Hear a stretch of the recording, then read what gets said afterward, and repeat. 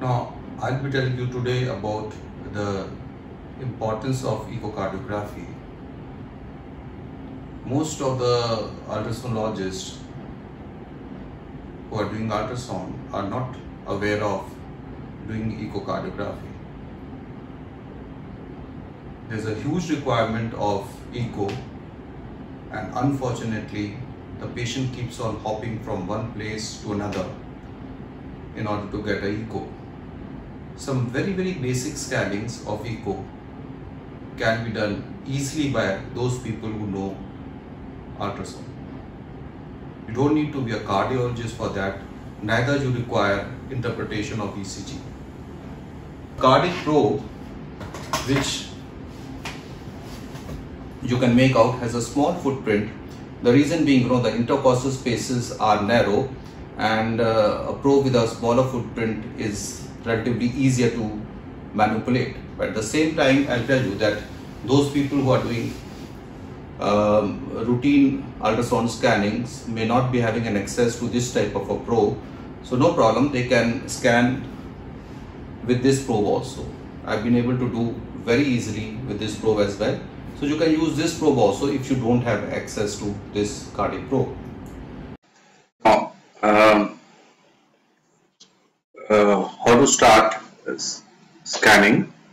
First, we like to get apical four-chamber view, and for this we are going to keep the probe transversely and obliquely facing the right shoulder. Now the probe is kept somewhere here. This is somewhere around the 5th intercostal space, maybe a little bit higher up and lower down, and closer to the apex of the heart. You can make out by the heartbeat. Now, if we keep the probe transversely, this is how the beam will go, right, and since it is angulated towards the right shoulder, so you can make out what are the chambers which will come in the view. Right ventricle, left ventricle, and the two atria will come. And you can make out that the beam is going to hit the ventricles first and then the atria. So ventricles will come first, which means they are seen closer to the probe. So definitely they will be seen up here, the two ventricles and the two atria. Now, if you see to the ventricles, you can make out that this is the right ventricle, which is roughly 2/3 the size of the left ventricle, and this is the right atrium and this is the left atrium. Now you can make out that this is the right side of the screen and right is coming here on the right side of the screen.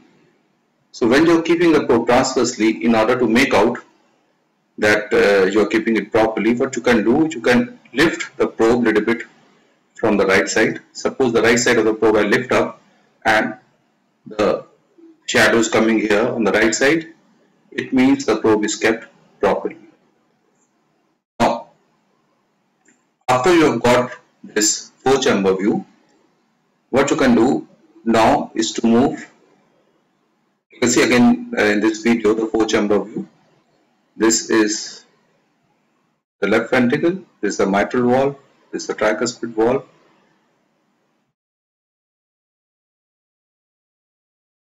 This is the interventricular septum and this is the interatrial septum. And you can make out that the tricuspid valve is closer to the apex compared to the mitral valve. Now,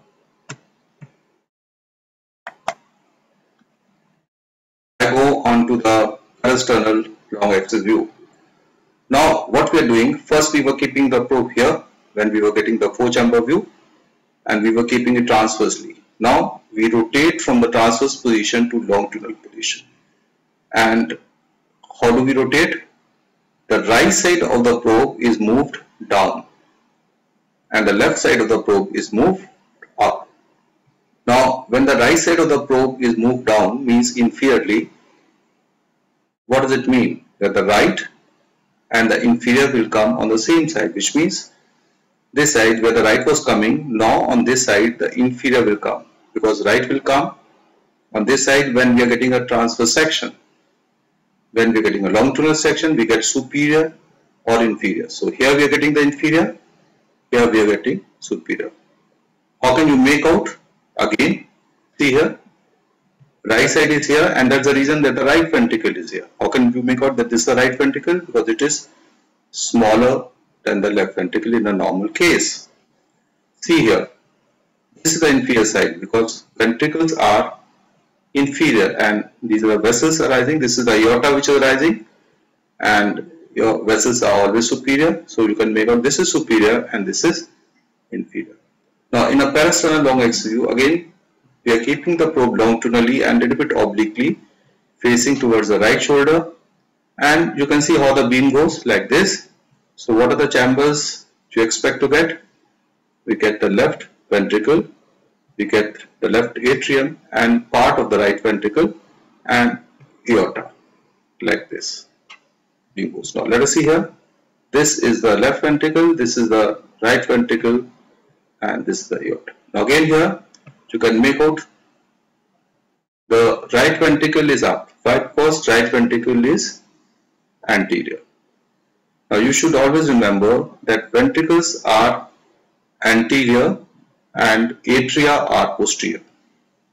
Now out of the two ventricles, right ventricle is more anterior, and that's the reason closer to the beam, up here we see the right ventricle and down we see the left ventricle. What you can make out again, you can see that this is the left ventricle, this is the right ventricle, this is the aorta which is arising from the left ventricle, and you can see aortic valve here.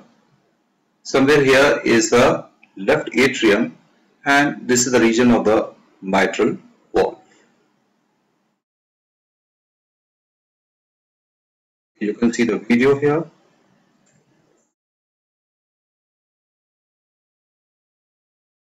Here, this is the mitral valve, and you can see that this is the anterior leaflet of the mitral valve because up is anterior and down is posterior.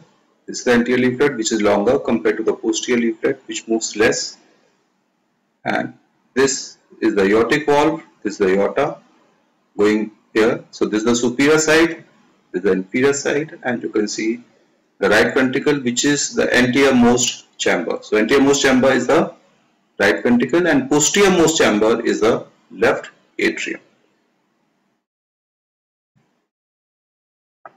That's it.